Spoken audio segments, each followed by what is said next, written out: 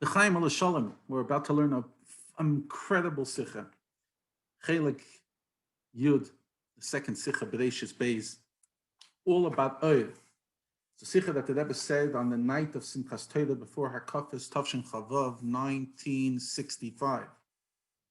And in general, like the Simchas Torah Farbrengens are unique. The Rebbe used to say, Simchas Torah Shatnish, Simchas Torah cannot hurt. There was a certain sharpkeit, straight to the point. So I'm going to try to share the Sicha and integrate some of the Nakudas that the Rebbe spoke in the unedited version, rather basically what the Rebbe spoke at that night that didn't make it into the edited version of the Nakudas Sichas. At the beginning of the Parshas Breishis, the Eibishter creates Oir on the first day, and he says, "Let there be Oir." That was the first Metzias that the Eibishter created on the first day before anything else. The question is asked, Oir is a means to an end. It doesn't have any end on itself. It doesn't have any intrinsic value. The point is that people should have benefit from it. So why did Eibishter create the light before there's anybody to have benefit? Why don't you first create the sun, the animals and the fish and the human being, and then create light? You can't say that it was there so that for the people and the animals and all the creatures who would be created within the next few days, because then it should have been created close to the time that they were created. At least close to the time that the first thing that came, Tzemeach. But why did it have to come before the second day? Why be Yom Rishon if Tzemeach, vegetation only came on the third day? Why does it have to be basically why is the first Metzias Oir? Now regarding this Oir, the Chazal tell us in the Gemara Chagiga that the Eibishter hid this Oir latzadikim for la'asid lav before Mashiach comes. Same question could be asked. If the whole point of light is to shine, so why did you create a light that you then went and hid right away? It's totally opposite the intention. Did you create the light to shine or to hide? Why would you create a light to hide? And even though there are various reasons that Rebbe says, it's still hard to understand. There are certain reasons that are brought in Chazal, because the Eibishter knew all these reasons. So in other words, all the excuses that he said that are why he couldn't, the Eibishter knew it, but the fact is he still created light first.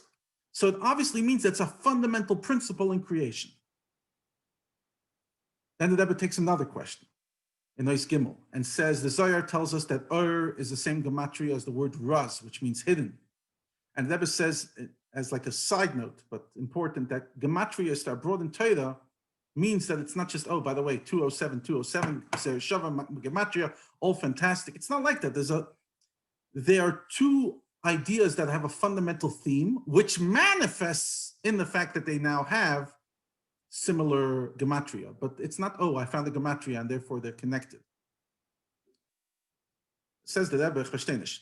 Or and Raz are two the opposite thing. Raz is hidden, or is exposed. So what's the connection between the two words, Or and Raz? Helen. So the Rebbe says, just beautiful Sicha, sorry. The Rebbe quotes a medrash from Breishis at the beginning. That when a Belech Bas of Adam, a human king, creates a palace, you don't start building, but he has blueprints. How he's going to do it. So too the Eibishter did with blueprints. In other words, that the Eibishter ran this world, ran the creation the way we do it down here. Comes to Rebbe and says, one second, let's just clear. Because technically it's backwards, that we do things because the Eibishter created that. But the only way our brain works is that first we find a mashal in our world, and then that we put it on the Eibishter. But that's just a chesaron, that's just a lack in our own capacity. But it's not like, oh, that's the way we do it. We build houses first having an architect designing it, so Hashem doesn't. No, we do it because Hashem did it. So the fact is that we do it. Yeah, you have a blueprint, but also before you start anything, you start a new business, anything that needs a structure, you first have to know the why. What's the intention? What am I here to do? What's the mission statement? Unfortunately, very often we don't, and that's why we get all lost. Only when you have a clarity at the end in mind, at the purpose, then you start. So too, by the Eibishter, at the beginning of creation, the Eibishter sets up the goal of this world. The first thoughts, that's the Eibishter has the ultimate goal. What is the ultimate goal? That we should remove the veneer, to remove the cover. Oilam, which translates as helem, covering, to remove it, to elevate the world, to purify the world, to turn it into pure light. In other words, light is the intention. The intention of the creating of the world and of the human being, to make for the Eibishter a home. How? Through exposing the light, which is darkness inside out. In other words, we're turning the darkness and doing ishapcha into light, into this world. And that explains why light was created first, because light is the intention. Yehi Ar, the Eibishter is saying, that's the point. I created the world, Yehi Ar, for light. Hey, the Rebbe comes and says, but we still need an explanation. Why? Because we see that every single day that the Eibishter created, besides Monday, the Eibishter says, Vayar Likim Ki Tov. And the Eibishter saw it's good. And we know that good means that it's light. Why? How do we know that? Because it says at the beginning, Vayar Likim Ki Tov. The Eibishter saw that light is good. The other times the Eibishter just says that the Eibishter saw it's good. But on the first day, he says that he saw that the light is good. In other words, that it's specifically lights that are good. That it's the within everything that's good. But based on what we said, that is just the foundational principle, and it's the intention. Why does it somehow come out to Tuesday, Wednesday, Thursday, Friday? And that's the goal for the end, or the foundational goal. Comes to them and says a very powerful thing, that when you have a goal, it expresses itself in two ways. The general concept, I have a goal that I put onto paper in my thought, this is where I want to go. And then how the goal manifests itself into every single detail I do. It permeates everything I do. Because now that I have a goal, everything I'm doing is for that objective. Otherwise, I'm lost. Why am I doing this point? Once I have a goal, everything has to fit the goal. You ask yourself in the business, once you know your goal of your business, how does it fit the goal of the business? If it doesn't, you don't do it. So the way the Eibishter created the world is that there's the etzem ha'or, the foundation. And then there's a light, a shine, a ray from that light that comes into every single of the other Asada Mamaris, every creation that gives the potential in that creation to turn into light. And that's what the Eibishter says on every day, Vayar Likim Ki Tov, he saw the light, but it's not as exposed and as clear as on the first day. And Rabbi refers to this, that this explains there's a machlekes between two different opinions that the Tzemach Tzedek brings in Ur HaTorah and Chanukah. Two different opinions regarding the Yom Rishon. Which level was that in the Eisius HaKabbalah? Which level was that in the Olam HaSalyeni? One is Keser, and the other opinion is Chesed. What's a difference between Keser and Chesed? Keser is higher than all the world. It's the Yom Rishon before creation. It's above the world. But Chesed is already part of Seder Shtalsha. It's one of the Midas. It's part of creation. And that is the way it starts manifesting in the world from Sunday to Monday, etc. Each day bringing out that light, that Chesed into the creation. So this explains why is Gematria Raz and the connection. Just like by a person. When does the ultimate intention get exposed in reality? Dafka when you finish it. The whole time I have the vision, but not necessarily is it so visible and clear. You're building a building. Okay, maybe the architect has the intention, but almost nobody else can see within the building what's going on. Cement, steel, glass. Eventually it comes together and you see the whole vision. So to the Eibishter. The goal is but will not be exposed fully until we bring the creation to its destination. So when we finish the work over here, elevating the sparks at the end of 6,000 years. But until that time, even though is in this world, it's only in a way of Vidas. It's only secret. It's not the level of Keser. It's not fully exposed. And that's what Chazal said, that the light of the first day was hidden for the future. That what does it mean hidden? It was put into a secret fashion. It was put into Raz. It's the same thing what the Zohar says. It was put into the secret. It's there. And you have it. But you have to expose it. Where is it hidden? In the Torah. And the Rebbe refers to a medrash, and he also refers to a Degel Machne Ephraim, that Degel Machne Ephraim, that is the grandchild of the Baal Shem Tov. I'm just finding the quote, and who quotes his Zayda the Baal Shem Tov, who says like this, that the light was given to tzaddikim who use this light in every generation. And where did the Eibishter hide it? In Torah. And therefore the tzaddikim use it in every generation through the Torah. They have the light that they could see from one side of the world to the other. And he says just like incredible stories about the Baal Shem Tov. So the Baal Shem Tov was able to see from one side of the world to the other side of the world. How?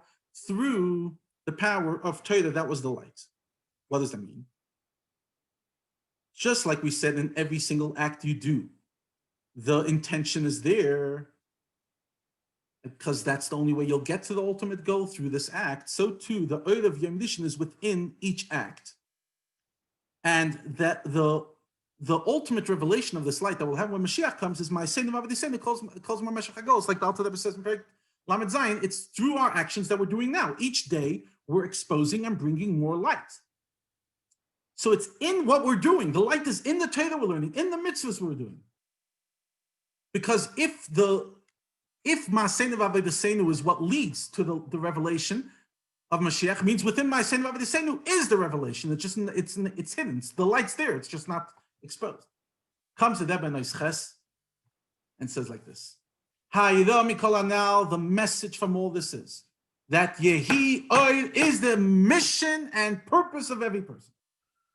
We have to elevate this world to light. And as long as I didn't lighten up my world through the light of Torah mitzvahs, even though I managed to chase out choshech, like, Yashav lo yavad aved, I didn't do any avedas. But as long as I not only am not doing bad, but I didn't do positive, I didn't complete my purpose. Because the ultimate purpose of creation is not only, and the Rebbe says not with a highlight, loydak, it's not only surmeida, to make sure there's no darkness, but more so, to make light. To make light. Now, just looking into the unedited version.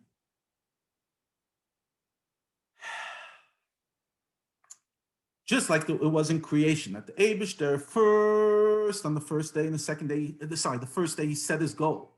And he said it, Yehi Oir. And then created the world, and at the same time the earth was exposed into every single day. So too in our Avodah.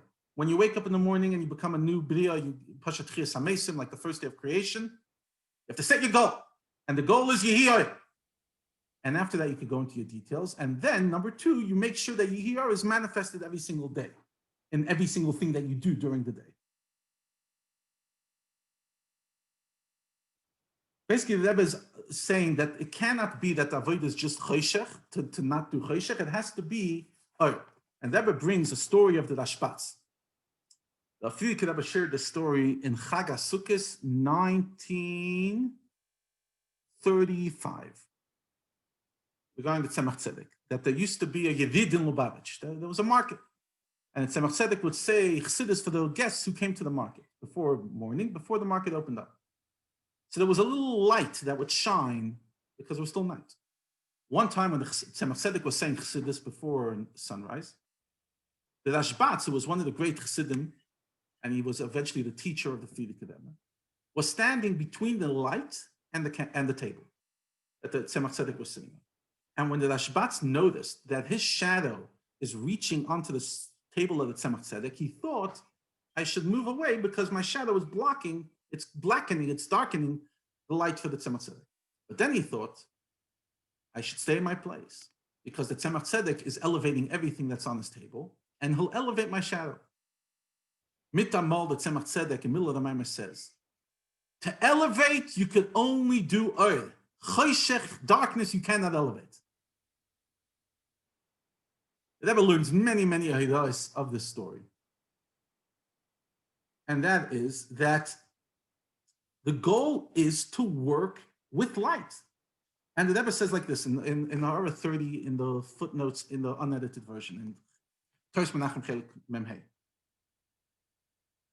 So obviously, the only way to go from darkness to light, you have to go step by step. And step number one is to push the darkness away. But the intention is not to push darkness away for its own sake. Says the Rebbe, because of Sur Meirah, the neshama would not come into this world. Because up there, there was no that. So don't do that here, don't do that there, Mazel tov. What's the big chiddush of creation?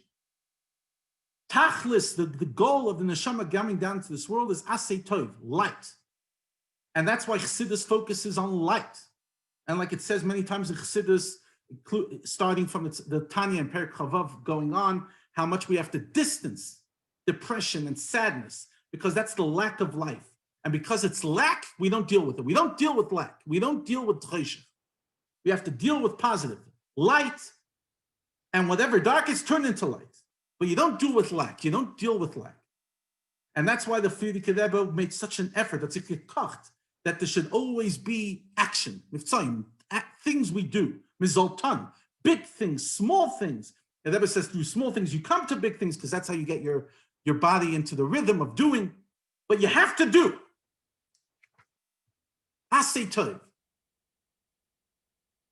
The only thing is, in order that the light should not be a free lunch, in other words, like free bread without struggle, therefore darkness is there so that we fight the darkness. So there's a milchama, and we choose the light. But the darkness is just something to get out of the way. Lig sich nicht in der. Don't stay in the darkness. Yeah, and the whole point of darkness, like we said, is not for anything other than we should choose light. We don't, and the Rebbe, in the Ar over here on page 12, the Rebbe says, when the Tzemach Tzedek told the Rashbatz, we cannot elevate darkness, even though technically we said you're supposed to turn darkness into light, his intention was not that you can't elevate darkness, because there was no darkness by the Rashbatz, the Rebbe says. We don't deal with lack of light. There's a famous, the Rebbe refers to the in Chassidus, there's two different interpretations. If whether darkness is a creation on itself or just a lack of light. The creation of itself, you elevate, but you don't deal with the lack of light. The lack of light, header, you don't deal with. Now, how can a person turn a dark world into light? That's why we say Breishis, that the whole intention from the beginning was for the Yid and the Torah, that we should turn into light. And through the fact that for 6,000 years, we've pushed and fought for the light will come. The Vias Mashiach Tzidkenu, take it from Miyad Mamish. L'chaim al shalom, and we mishtaltzich Shabbos Breishis azay zal zivkein.